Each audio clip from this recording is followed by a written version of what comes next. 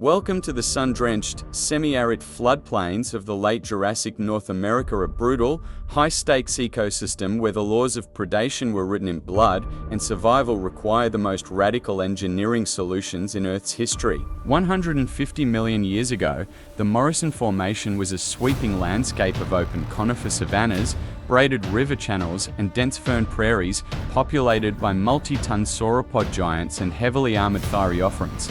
In this highly competitive arena, one apex predator systematically dominated the fossil record, leaving its skeletal receipts across every major bone bed in the American West. Enter Allosaurus fragilis, the meat guillotine, the Jurassic hatchet mimic, and the ultimate biomechanical paradox of paleontology. For generations, pop culture, video games, and low-fidelity documentaries have conditioned the global media database to believe a single, universal lie that every massive predatory dinosaur succeeded by utilizing raw, bone-crushing jaw pressure to instantly snap the spine of its victims. Movies present Allosaurus as a miniature Tyrannosaurus Rex, relying on a crushing bite to dismantle its targets. But when structural engineers and paleontologists executed the first high-resolution digital stress audits on the Allosaurus skull using finite element analysis, the predictive software suffered a severe catastrophic crash. The numbers revealed a shocking anatomical scandal. The absolute biting force of a mature 2-ton, 9-meter-long Allosaurus was exceptionally weak, measuring significantly lower than that of a modern African lion and barely outperforming a large domestic alligator. It was a predator that mathematically could not bite through heavy bone or lock its jaws with enough crushing pressure to suffocate large prey. Yet, Allosaurus was the most successful and terrifying killer of its epoch. To solve this deep evolutionary cold case, science had to move past modern mammalian biases and perform a clinical forensic breakdown of the entire skull architecture, revealing a specialized, high-velocity kinetic weapon system that operated with the cold, mechanical precision of a medieval executioner's blade. If you are thoroughly paralyzed by this raw, clinical, and deeply unhinged destruction of pop culture dinosaur myths, ensure you are subscribed to Prehistoric Stories and have liked this video. Your continuous loyalty is the exact high-octane fuel that drives our digital reconstruction unit to resurrect these lost empires with absolute scientific precision. The secret to the Allosaurus monopoly did not lie in its jaw muscles, but in the extreme, high-stress engineering of its skull bones and cervical vertebrae. Under high-resolution computed tomography scanning, the skull of Allosaurus reveals an incredible structural philosophy known as cranial kinesis. Instead of being a solid, rigid block of bone like a T-Rex skull, the Allosaurus jaw frame was composed of highly flexible, interconnected joints that allowed the individual bones of the upper jaw and snout to expand outward and slide slightly past one another, absorbing immense amounts of vertical impact force without fracturing.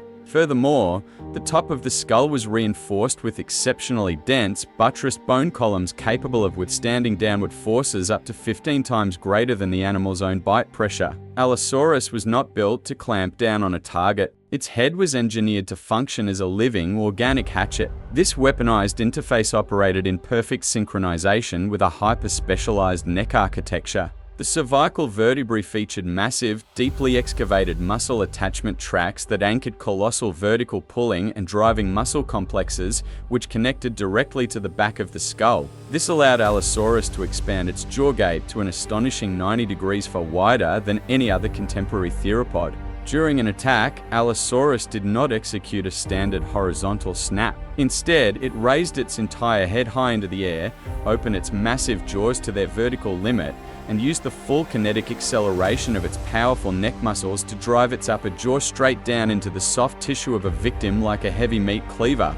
The row of small, highly compressed, dagger-like teeth, which featured microscopic serrations along both edges, acted as the cutting teeth of a living saw. The impact didn't rely on jaw muscle pressure. It relied on the pure kinetic energy of a 2-ton animal driving a self-sharpening row of blades vertically into flesh, instantly slicing through major arteries, muscle fibers, and skin, allowing Allosaurus to retreat safely while its massive prey bled to death in the dust of the Morrison Plains. The tactical application of the meat guillotine becomes profoundly terrifying terrifying when we analyze how Allosaurus fragilis deployed this kinetic hatchet strike against the multi-ton sauropod giants of the Morrison Formation. Traditional paleontology once assumed that a predator could only hunt animals smaller than itself, but the unique mechanics of the Allosaurus skull allowed it to completely bypass this ecological limitation through a strategy known as flesh grazing. When tracking a 30-ton Diplodocus or Brachiosaurus, Allosaurus did not attempt to execute a terminal neck crush,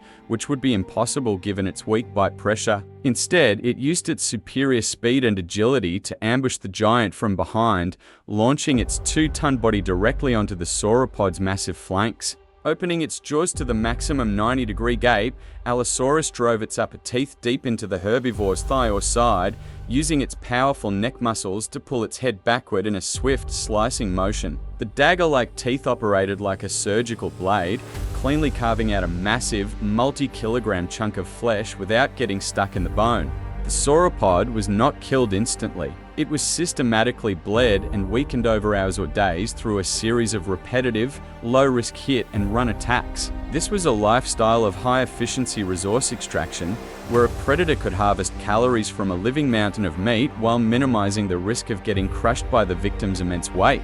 If you are completely frozen by this cold, forensic breakdown of the ancient world's most calculated hunting protocols and tactical evolutions, ensure you are subscribed to Prehistoric Stories and have liked this video. Your continuous support is the mechanical foundation that allows our digital reconstruction team to resurrect these lost Mesozoic empires with absolute scientific accuracy.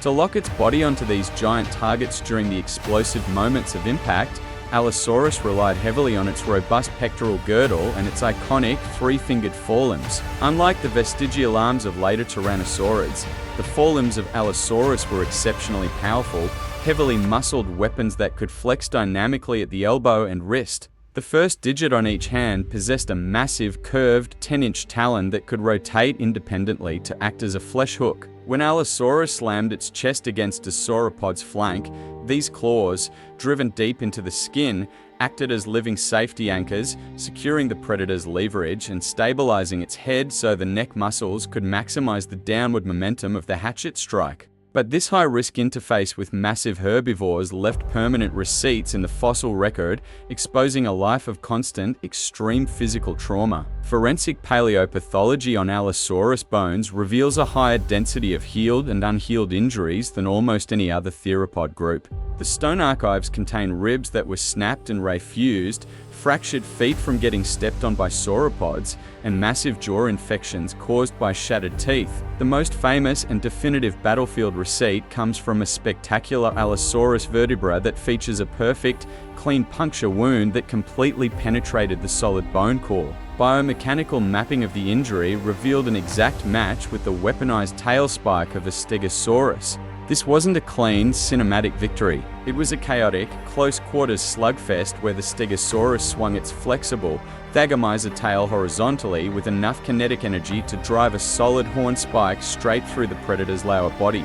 Yet, the bone histology shows that this specific Allosaurus survived the catastrophic impact, its immune system and bone remodeling software, sealing the wound over months, leaving a permanent fossilized testament to the brutal, unyielding arms race that defined the golden age of the Jurassic wilderness. The finality of the Allosaurus legacy forces us to look past the violent, mechanical perfection of its hunting protocols and confront the unyielding global shifts that dictate the definitive system shutdown of every apex lineage. For millions of years, this 2-ton kinetic hatchet mimic held an absolute strategic monopoly over the energy grids of the late Jurassic North America, turning the structural limitations of a weak bite pressure into its ultimate evolutionary triumph. It did not conquer the Morrison Formation by competing in the raw, bone-crushing categories of later giants. Allosaurus fragilis was a monument to high-velocity manipulation, an organism that engineered its skull to function as an impact-absorbing anvil,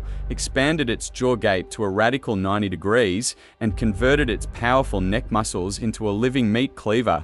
By utilizing its robust, three-fingered hands to anchor its body onto mountains of sauropod flesh, this predator proved that precision slicing and low-risk attrition strategies could dominate a continent far more efficiently than raw jaw force. But the severe calculus of macroevolution dictates that when an organism writes its entire operational code to fit one highly specific ecological matrix, it stands completely defenseless against the systemic crashes of planetary geography. As the Jurassic period transitioned into the early Cretaceous epoch, roughly 145 million years ago, the grand environmental software of the American West executed a massive, irreversible update. The semi-arid savannas and massive braided river channels of the Morrison ecosystem began to fracture and disappear, replaced by dense, humid forested wetlands and entirely new vegetation profiles.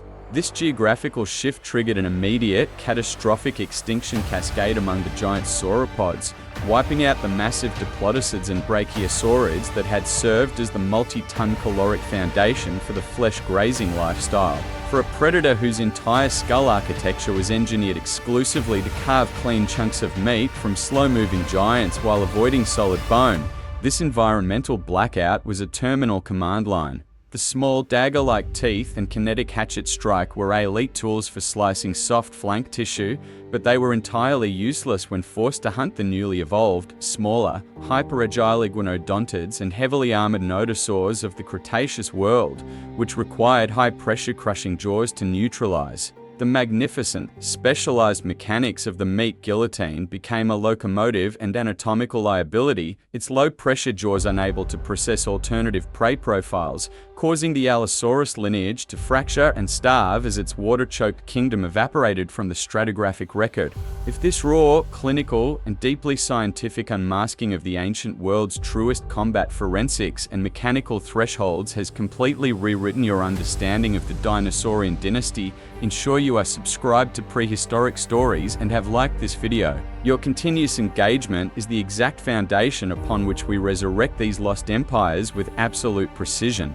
In the millions of years that followed this Jurassic reset, the theropods that inherited the changing continents would completely abandon the lightweight, kinetic hatchet design template, moving toward the massive, solid-state skull boxes of the Carcharodontosaurid and the industrial, bone-crushing mechanics of the Tyrannosaurids, never again utilizing the open gate, neck-driven cleaver strategy to rule the terrestrial world.